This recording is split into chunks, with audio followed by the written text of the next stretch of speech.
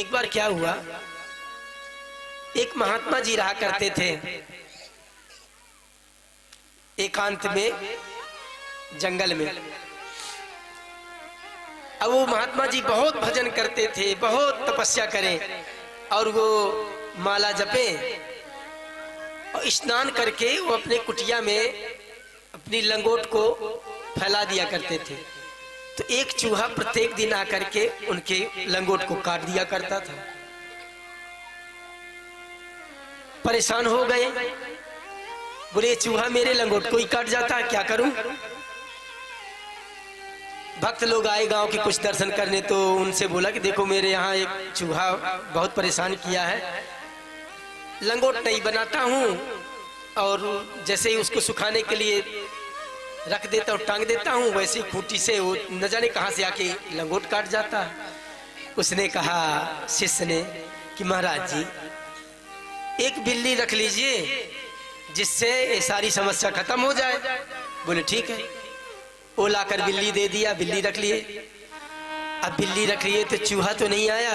अब बिल्ली भूखी थी, दूसरे दिन आए, बोले भाई बिल्ली तो बहुत चीख रही है, रख लिया बिल्ली को हमने तो। बोले महाराज बिल्ली को दूध चाहिए तो गाय रख लीजिए। एक शिष्य गाय बांध गया। अब गाय बांध गया तो गाय की सेवा में आधा समय लग जाता, भजन कम होने लगा। शिष्यों से कहा भाई अपने बेटों को भेजो तो कुछ सेवा उवा करें गाय की। 2-4 दिन आए शिष्य, फिर बोले महाराज हमारे बच्चे इतने फालतू के नहीं हैं, अरे रोज रोज कौन आएगा, यदि आपको इतनी बात है तो आप शादी कर लो।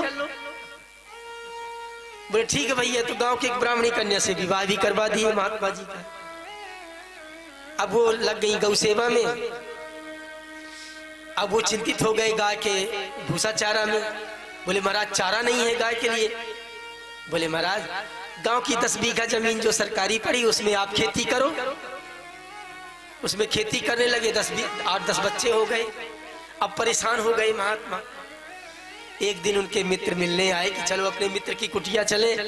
कुटिया में गए, वहां पर देखा महात्मा जी के पास 8-10 बच्चे खेल रहे थे। बोले महाराज मित्र ये 8-10 बच्चे किसके हैं। बोले महाराज मित्र कुछ मत पूछो, ये बस एक चूहे का कमाल है। यदि वो चूहा लंगोट नहीं काटता तो ये सब समस्या नहीं होती। हाँ? तो भजन करने के लिए एकांत में गए, परंतु वहां भी उनको ये सब चीजें परेशान करने लगे।